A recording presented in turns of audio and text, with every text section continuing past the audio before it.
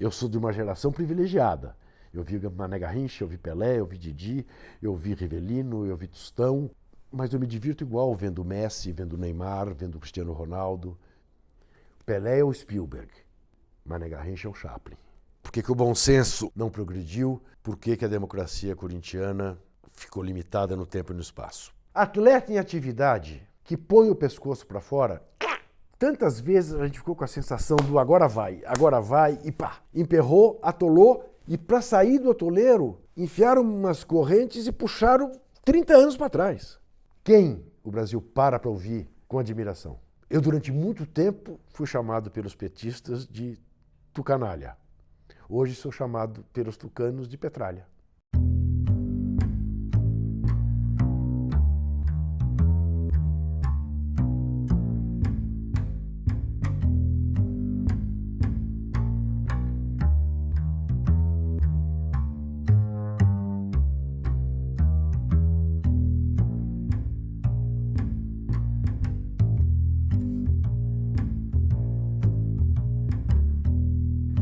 Bom, na verdade, a minha vida toda de jornalista, ela começa por causa de jornalismo esportivo, porque eu vou trabalhar na Abril no DEDOC, que é o Departamento de Pesquisa Jornalística, mas para atender a revista Placar, que ia nascer em 70. Tá? Quer dizer, então o que me leva a ser contratado pela editora Abril é o fato de se lançar uma revista de futebol. O que mudou de lá para cá, eu te diria que tecnologicamente mudou tudo, né? Basta dizer que as primeiras Copas para as quais eu trabalhei, trabalhava-se com telex, né? E hoje trabalha-se com celular, né? Eu sempre digo isso, que a Copa de 90 para mim já era um marco. Estava tudo resolvido, porque tinha surgido o fax. Você não dependia mais de telex, você com uma máquina de fax, punha a lauda no fax, a única coisa era o cara aqui na base não esquecer de deixar a máquina alimentada com rolos de papel. De resto, não dependia de ninguém. Mas o que mudou muito foram as plataformas. O maior arrependimento da minha vida profissional foi ter começado a fazer rádio muito tarde. Eu confesso que eu tinha um certo preconceito em relação ao rádio, e quando comecei a fazer, me apaixonei. E a maior surpresa da minha vida profissional é o meu blog, porque eu até brinco, né? Hoje em dia, quando me perguntam qual é a sua profissão, eu digo, sou blogueiro, né? Porque eu virei um escravo desse troço, né? Eu fiz um contrato com o UOL para fazer uma nota por dia de segunda a sexta, faço 3, 4, 5, inclusive sábado e domingo, ou talvez até mais ainda sábado e domingo, porque tem os jogos, né? O tal do blog realmente é uma surpresa para mim. Bom, imprensa esportiva em especial tem uma mudança colossal a favor do que eu penso.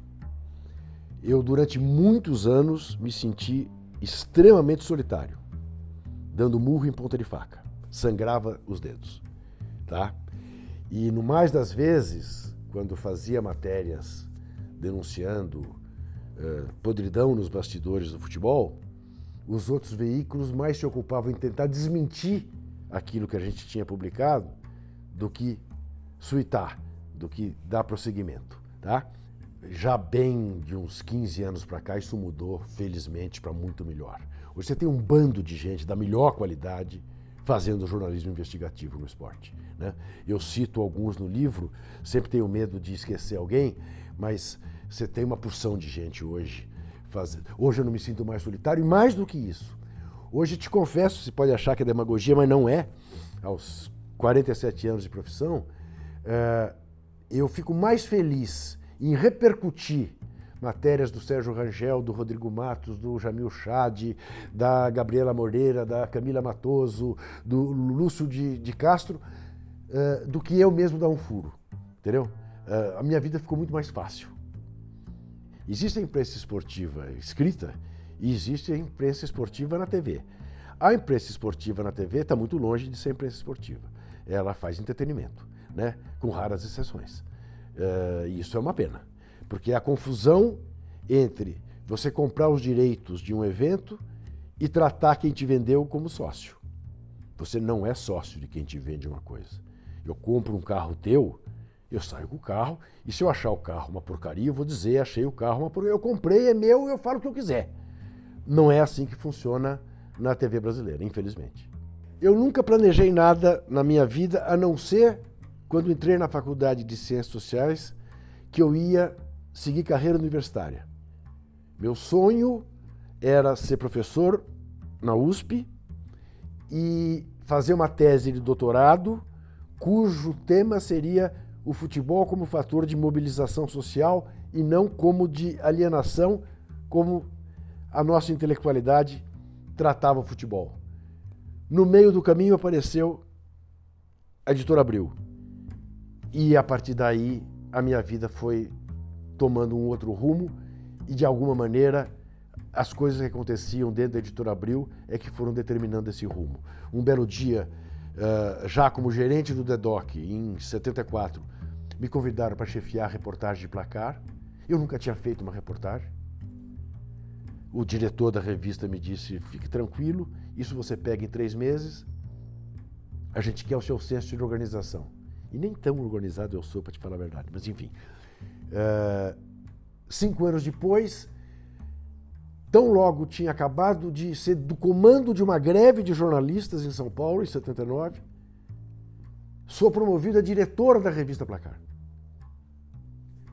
A primeira conversa minha com o patrão, Roberto Tivita, foi de perguntar para ele se ele tinha enlouquecido. Ele falou, por quê? Eu falei, eu fui do comando de greve, eu chefiei o piquete da Abril, que aliás não precisou nem de ter piquete, porque ninguém foi trabalhar, mas ele disse para mim, você vai vestir a camisa da revista como você vestiu a do sindicato. Tudo bem. Segui nessa vida durante 11 anos como diretor de Placar, até que morre o meu grande amigo e diretor da Playboy, Mário Escobar de Andrade. E aí a Editora Abril diz, agora você vai acumular as duas. Imagina se passava pela minha cabeça ser diretor da Playboy. Nunca.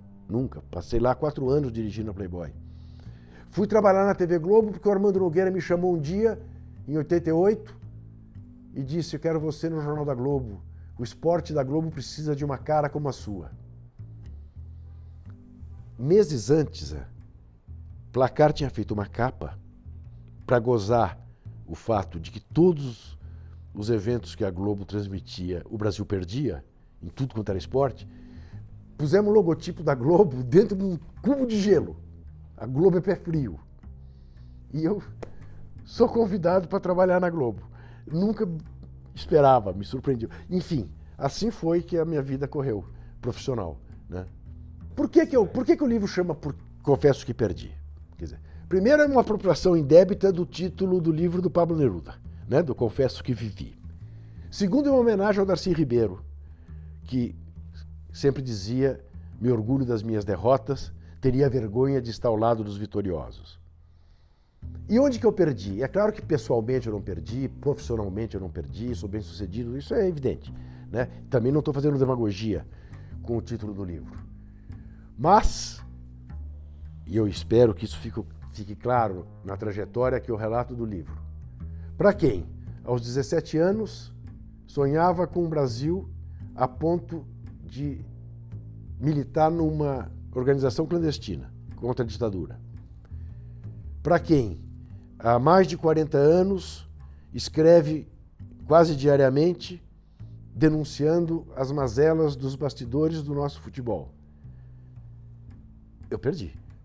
Que o Brasil está a léguas de distância do Brasil que eu sonhei 50 anos atrás, e o futebol brasileiro também, né? E não é dizer que eu sonhei com utopias irrealizáveis. O futebol brasileiro que eu sonhei está na Alemanha. E não é pelo 7-1, é pelas mais de 40 mil pessoas em média de público do campeonato, enquanto aqui dá 15 mil. É pelo fato de o Brasil ter virado exportador de pé de obra, dos nossos ídolos não se manterem aqui, da gente ter mais olhos como espetáculo para o futebol que se joga fora daqui, quando poderíamos ter aqui a NBA do futebol. Então é nesse aspecto que diz, aí eu perdi. Né? Eu tenho um amigo que diz, o título devia ser Confesso que Resisti. E ele até brincou comigo quando, semana retrasada, o Nusma foi conduzido à Polícia Federal. Ele me mandou um WhatsApp. Juca, pelo menos muda o título para Confesso que Empatei. Eu achei muito divertido. Mas veja, a desgraça desses caras não faz a minha graça. Porque não muda. O Ricardo Teixeira caiu, veio para o lugar dele o Marim. O Marim está preso, veio para o lugar dele o Marco Polo Del Nero, o Marco Polo que não viaja. Né? Então, a situação permanece a mesma. A questão não é de pessoas, a questão é estrutural. O Brasil, da mesma maneira. Que país, em tese, nos últimos 30 anos, pode se vangloriar de ter tido um professor, um sociólogo, né, do gabarito do Fernando Henrique, 8 anos presidente. Um operário com as origens que tem o Lula, mais 8 anos presidente. E o que ambos tiveram que fazer? O tal governo de coalizão, né, que agora é chamado de cooptação. Né? Então eu perdi. Nunca considerei nenhuma hipótese de me candidatar a coisa nenhuma. Nem na vida pública, nem na do futebol. Nunca. Sou jornalista, vou morrer como tal.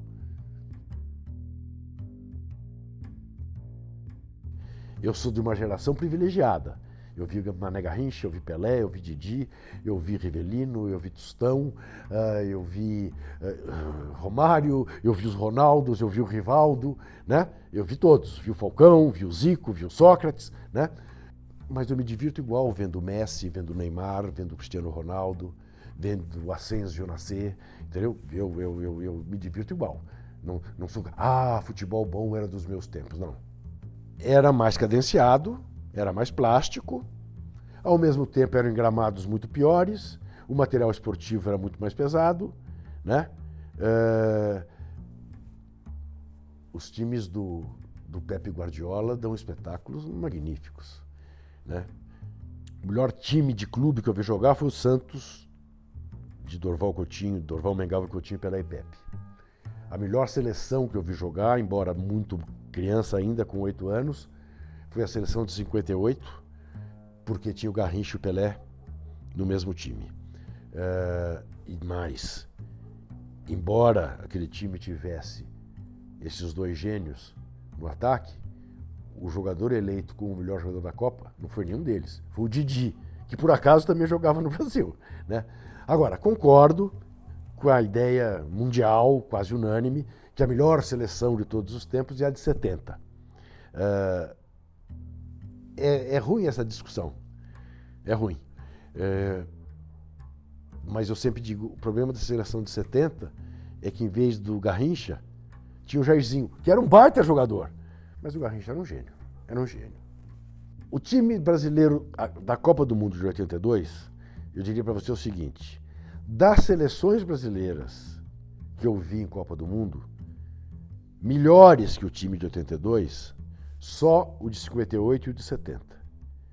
Eu considero o time de 82 melhor que o time bicampeão de 62, onde o Pelé se machuca e acaba não jogando os 5 jogos da Copa, e melhor do que os 2 times campeões de 94 e 2002. Não tem aí nenhuma crítica aos times de 94 e 2002. Tem a homenagem a um futebol que não sou apenas eu romanticamente que reverencio. Dia desses mesmo, o Pepe Guardiola, dando uma entrevista para o João Castelo Branco na ESPN, disse isso. Mas quem disse que o Brasil perdeu aquela Copa? De que time se fala daquela Copa? É o da Itália, que era um belíssimo time. É o da Itália? Mais ou menos não, sem tirar nem pôr. É o mesmo fenômeno que se deu para a Hungria de 54 que eu não vi, ou a Holanda de 74 que eu vi. A Alemanha tinha um belíssimo time, foi campeão do mundo. Mas a gente só fala da Alemanha, da Holanda, a laranja mecânica. Né? O risco da heresia, né? Se você perguntar para mim, vai começar a pelada para o ímpar. Estão ali o Messi e o Maradona. Quem você escolhe? Eu escolho o Messi. É evidente que o Maradona é mais espetacular, mas para o meu time, eu apostaria na eficácia do Messi. Tá? Eu acho assim, Zé, tem o Pelé, fora, não é da Terra, é de Marte, né? E aí aparecem os terráqueos. Então, pro meu gosto, se você perguntar quem é o segundo melhor jogador de futebol que você viu jogar, por mais que você possa dizer, mas foi num período curto, mas quem foi o segundo, para mim é o Mané Garrincha. Eu sempre faço essa comparação. Pelé é o Spielberg, Mané Garrincha é o Chaplin. Pelé fazia os estádios ficarem boquiabertos. O que fez o negão? Mané Garrincha fazia os estádios gargalharem. Não é possível, ele não fez, não. Não dava para torcer contra o Mané. Não dava. Ele destruía o seu time e o cara tinha que rir, porque, olha o que esse cara fez, entendeu? Mas eu sei que essa é uma visão muito particular, o Mané não entra nesse tipo de debate e tal, né? Então eu poria assim, Pelé, Messi, Maradona, e aí, rapaz, entra numa zona de confusão com Cruyff, com Cristiano Ronaldo, com Beckenbauer, com... tem Baresi, eu adoro Falcão, Tostão, Zico, Sócrates, tem muita gente. Baixinho Romário, não, o Ronaldo Fenômeno, o Ronaldinho Gaúcho, houve um momento do Ronaldinho Gaúcho que eu, juro, achei que ele ia chegar, estava chegando no Mané e poderia chegar no Pelé, mas é que ele fez a escolha de ser popstar. Se ele se dedicasse com afinco à carreira de jogador de futebol, ele, sei lá, qual seria o limite dele.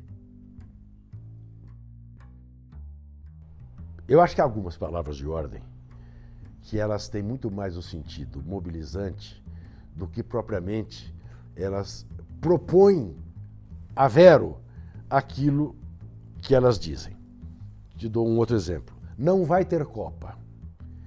Eu tinha maior simpatia pelos movimentos populares que se insurgiram contra a maneira como estava sendo feita a Copa.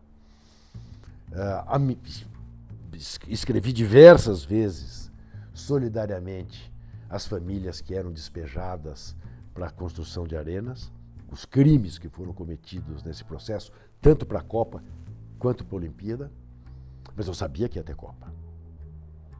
Tá? Mal comparando, da mesma maneira, em todos os eventos que eu fui contra o impeachment e que as pessoas berravam, não vai ter golpe, eu dizia, já teve o golpe, é inevitável o impeachment, né? É a minha obrigação. Eu não sou candidato a nada, eu sou jornalista, eu tenho que dizer as coisas como eu vejo. Então o ódio eterno ao futebol moderno, eu entendo como uma necessária luta contra a elitização nos estádios. Pelo espaço, pela garantia do espaço aos excluídos nos campos de futebol. Porque se a gente excluir os excluídos brasileiros até do campo de futebol, nós estaremos cometendo um crime contra os excluídos e contra o futebol. Tá? Ao mesmo tempo, eu sempre lutei para que se desse conforto nos estádios e segurança para quem fosse. Uma coisa não exclui a outra, esse é o problema que nós estamos fazendo. Fizemos as arenas e as arenas viraram a justificativa da elitização, quando não precisa ser. Você pode perfeitamente ter setores populares em que as pessoas sejam bem tratadas, setores populares em que quem quiser ver o jogo em pé, vê em pé. Eu não quero ver jogo em pé. Eu prefiro pagar para ter o conforto de ver sentado, ok? Mas eu defenderei até a morte o direito dos que querem ver futebol em pé. Tem que ter lugar. E nesse país, cuja elite é o que é, estão fazendo tábula rasa, né, dessa reivindicação. Então é nesse aspecto que eu simpatizo com o ódio eterno ao futebol moderno. Mas não que eu seja saudosista. Porque que o bom senso não progrediu, porque que a democracia corintiana ficou limitada no tempo e no espaço. um dia veio aqui para fazendo um documentário marginal sobre a Copa de 2014 no Brasil, o Daniel Cohn-Bendit, o Dani Le Rouge, das manifestações de Paris em 68. E de repente ele me perguntou: Juca, como é que você explica o Brasil produzir tantos jogadores militantes, combatentes, esclarecidos e tal? E eu falei para ele: mas Daniel, tantos jogadores? Quantos? E ele começou: o Afonsinho, o Paulo César Caju, o Sócrates, o Casagrande, o Vladimir, o Paulo André. Eu falei: quantos são? 6, 7? Ele falou: não tá bom? Eu falei: ô Daniel, você acha que tá bom? Aí ele virou-se para mim e falou assim: ô Juca, me diga quantos europeus tem essa posição. Aí eu falei: o Paul Breitner, que foi um grande lateral alemão, campeão do mundo em 74, que era da linha chinesa. O Cantona. Eu não fui além de 2. Pode ser por ignorância minha, mas ele também não acrescentou. Vinha da França. Então eu aprendi o seguinte na vida: de não exigir heroísmo com o pescoço alheio. Atleta em atividade que põe o pescoço para fora. O Paulo André acabou na China. E quando voltou para o Cruzeiro, foi avisado pelo seu treinador que, ou sem maneira, eu não vou poder te escalar. Que o presidente não quer. Entendeu? Então aí, velho, só ex-jogador, ex-atleta pode pôr o pescoço para fora. Claro que aí põe com menos força. Né? Agora, eu não tenho dúvida que no dia em que os atletas tiverem consciência da sua força e se unirem, eles mudam. Uma greve muda. Não vai ter jogo no fim de semana. Nunca fizeram. Chances houve. Não só chances porque os salários estão atrasados, que para futebol na Argentina, no Uruguai, como porque foram vítimas de violência, invadiram o CT para bater nos jogadores. Não vou jogar. Assim, nesse clima, eu não vou jogar. Da mesma maneira, Zé, se os dirigentes de clube batessem a mão na mesa, mudariam, criariam a liga, como o Brasil esteve em vias de criar em 87, 5 anos antes da Premier League, quando surge o Clube dos 13, e perdeu-se por medo da CBF. O que é a CBF? Como é que a CBF pode amedrontar quem quer que seja? Eu tenho desejo. Esperança eu não sei se eu tenho. O Marinho está preso em Nova York, deve ser condenado, né, na corte americana. Aqui eu acho que vai chegar uma hora que não vai ter jeito de mantê-los soltos, porque com os acordos de cooperação que estão aí em andamento com a justiça espanhola, suíça, americana, eu acho que a hora deles chega. Mas isso não altera, necessariamente não altera o placar, é que nem bola na trave. Entendeu? Porque eles têm uma estrutura tão arraigada que eles fazem os sucessores. Não há nenhuma instituição na economia do entretenimento que é fortíssima, é mais adequada à lavagem de dinheiro do que o esporte, pela intangibilidade dos preços. Quanto vale o Messi? O Messi vale 500 milhões de euros. Você fala, ele só vale 5 Bales? O Real Madrid pagou 100 milhões pelo Bale. Não. Ele vale uns 8 Bales. Ele vale uns 8 Bales. Então, 800 milhões de euros. E o Pelé valeria quanto? 1 bilhão e 600 milhões de euros. E para manter uma Ferrari, quanto custa? Acho que uns 15 milhões de euros por ano. Mas como 15 milhões só? Às vezes o cara destrói no treino da quinta-feira, destrói de novo no treino da sexta, no sábado tem que ter um carro novo. 300 milhões. Ninguém sabe. Ninguém sabe. Entendeu? Agora, só ter que fazer uma correção de uma coisa que você me disse. Voltemos a falar da política esportiva, que é seu tema predileto. Não. Eu detesto tratar desse tema, Zé. Detesto. O que eu queria era 3 vezes por semana escrever na Folha sobre os jogos. E no blog. Com muita frequência, eu me acho um chato. Entendeu? Vai jogar Botafogo e Grêmio, e a minha coluna, em vez de ser sobre Botafogo e Grêmio pela Libertadores da América, é sobre evasão de divisas. E eu penso na hora que começa a escrever, fala, porra, meu, fala de Botafogo e Grêmio. E aí eu penso mais, todo mundo vai estar falando de Botafogo e Grêmio. Alguém tem que falar da evasão de divisas.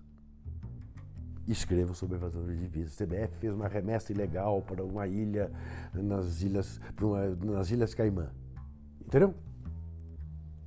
Mas eu preferia não ter que fazer isso.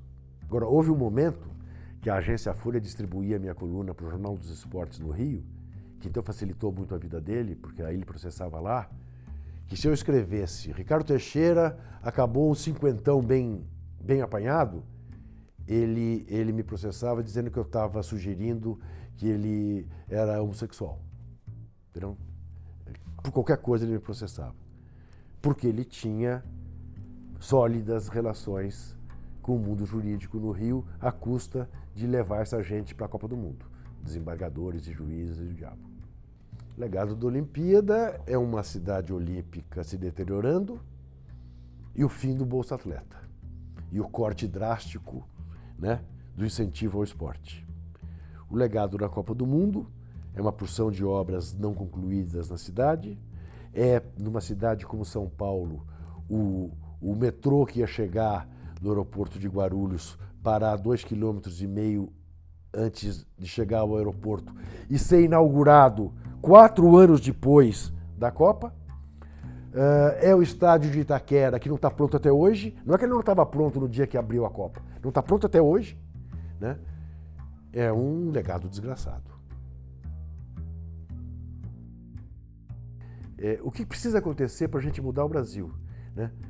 Nos últimos anos, tantas vezes a gente ficou com a sensação do agora vai e pá. Emperrou, atolou, e para sair do atoleiro, né, enfiaram umas correntes e puxaram 30 anos para trás. Nós estamos vivendo, não se esqueça, você sabe disso, um tempo em que um general foi numa loja maçônica e disse que se houver um caos, teremos que intervir. O discurso pré-64, em 2017. Ah, você acredita nisso? Eu diria, não acredito. Porque eu acho que hoje é possível se golpear como se golpeou sem precisar da força bruta. Se faz com mais delicadeza, com mais sutileza, sob uma aparência democrática, com a anuência do Congresso e dos tribunais. Mas, objetivamente, a gente ouviu esse discurso. E o comandante do Exército disse que não vai punir o general que falou isso. E o ministro da Defesa também não. Zé, eu não sei se você sabe, uma bela madrugada, aliás, uma triste madrugada, vieram 4 caras aqui na esquina e começaram a me xingar de petista, filha da puta. Eu fiquei tão indignado pela barulheira, preocupado com a vizinhança. Falei, pô, os vizinhos não tem culpa nenhuma de eu morar aqui, isso tem que parar. Eu desci. Eu estava de calção e camiseta, na noite de verão. Desci e abordei o carro dos 4, que tomaram um maior susto quando me viram. O primeiro movimento foi sair. Eu berrei, para! Eles pararam. E eu fui de dedo em riste. Dizer, ó aqui, primeiro, eu não sou filho da puta. Segundo, eu não sou petista. Aí o cara que estava de máscara, cara de porca, como você não é petista? Você é contra o impeachment. Eu falei, o seu tico não fala com o seu técnico. Você é um burro político. O fato de eu ser contra o impeachment, e sou contra o impeachment, não significa que eu seja petista. Aí o cara, juro por Deus, o cara, não sou um burro político, não. Eu leio Gramsci e a Carta Capital. Eu falei, isso aí acabou, né? Só no Brasil, porque eu tomei nota da chapa, eu identifiquei os caras no dia seguinte, eu escrevi no blog, dei o nome deles e anunciei que ia processar. Aí o advogado deles me procurou, eles foram os 5 ao escritório desse advogado. Eles fizeram uma retratação pública, que eu também publiquei, e essa conversa acabou em selfies. 2 eram corintianos, queriam tirar foto comigo.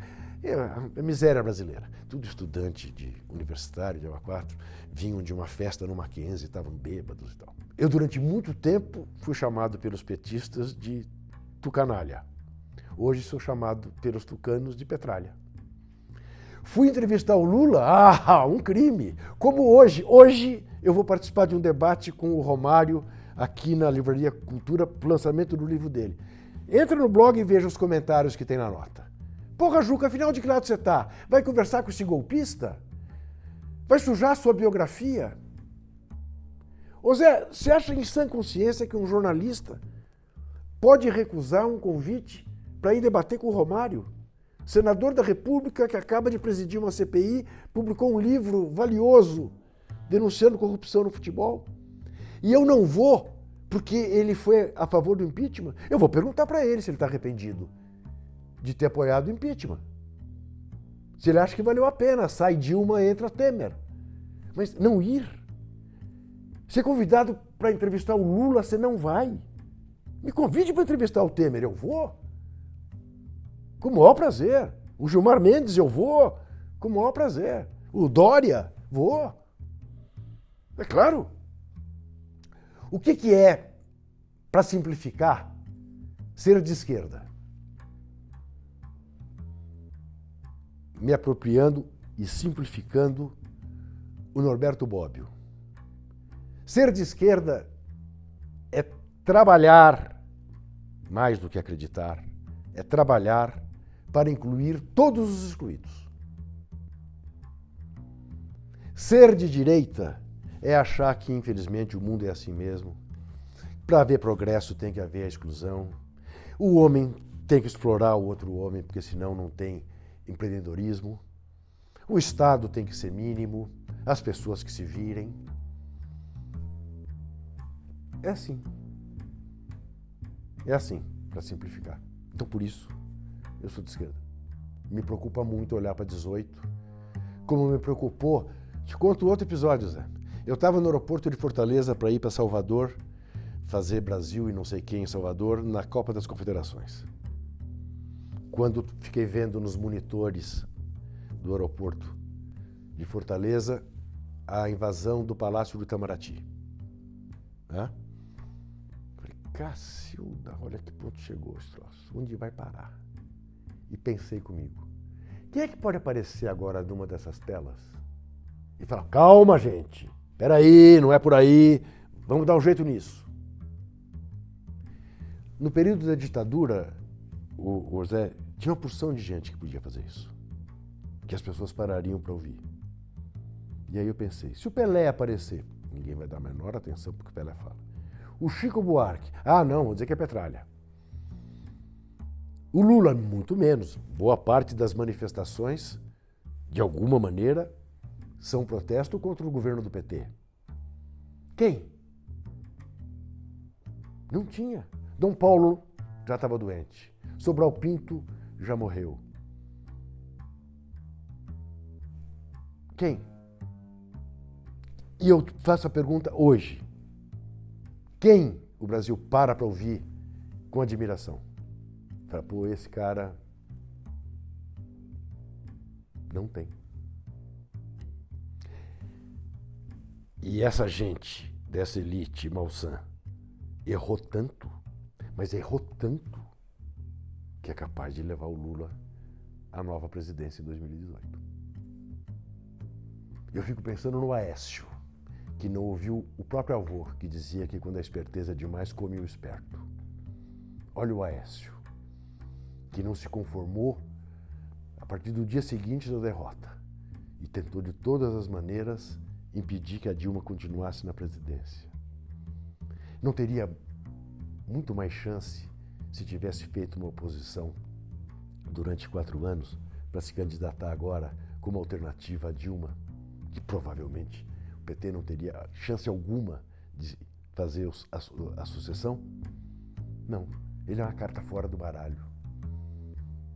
Ele perde pro Dória, que apareceu anteontem fazendo demagogia. eu não preciso me manifestar. O ex-procurador-geral da República, até a semana passada, disse que nós somos presididos pelo chefe de um quadrilhão.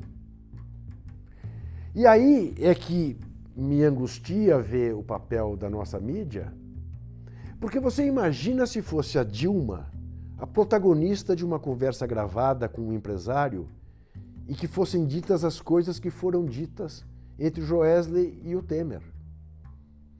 Se pegaram a Dilma e crucificaram porque ela disse que ia mandar o Bessias. Hã? E o que ela diz que vai mandar o Bessias, ela manda um papel sem assinatura dela. Significa dizer, era para o Lula assinar, ia ter que voltar o papel, em último caso eu vou usar. Se o Lula não pudesse ir. Mas não era a confirmação da escolha do Lula. Mas o Bessias até hoje aparece. Essa fita, gravada ilegalmente, disseminada ilegalmente. Mas o Temer está aí, vai para os Estados Unidos, encontra o Trump, mente na ONU, confunde a Rússia com a União Soviética, o Paraguai com a Espanha. Isso, e o Judiciário tem feito questão de se desmoralizar, né? O ministro vive promiscuamente com pessoas que ele terá de julgar, né? Não está fazendo um papel bonito o STF. Eles estão conseguindo fazer com que também o STF não tenha o nosso respeito. Não estão tendo uma postura de ministros da Suprema Corte Brasileira, não estão. Ou alguns não estão. Eu procuro me valer sempre daquela velha frase do Gramsci, né? Pessimista na análise e otimista na ação. Até porque se não fosse também desistia, né, Zé? Virava garoto propaganda e ia ganhar dinheiro, né? Ia ficar rico, né? Abandonava o jornalismo.